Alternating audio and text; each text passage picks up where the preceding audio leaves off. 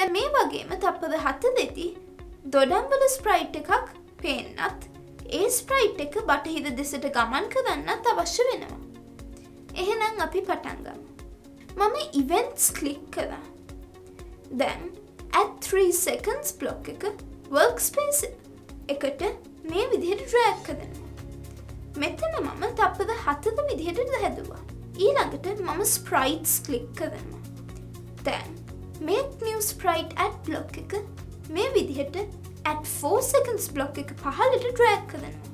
දැන් මේ පුංචි තලේ ක්ලික් කරලා දොඩම් තේරුවා. දැන් make new sprite at block එක ඉදිරියේ කහ පාටින් තියෙන location block එක මම delete කරගන්නවා. නැවත මම locations ක්ලික් කරනවා.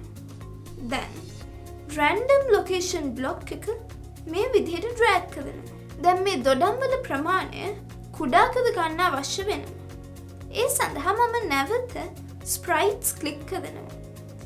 දැන් set size to block එක මේ විදිහට drag කරනවා.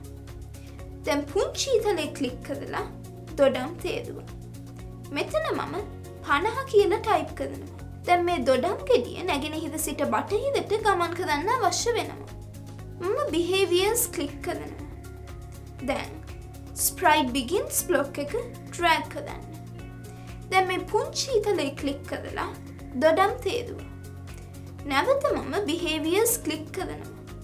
දැන් moving west and looping block එක begins ඉදිරියට drag කරනවා.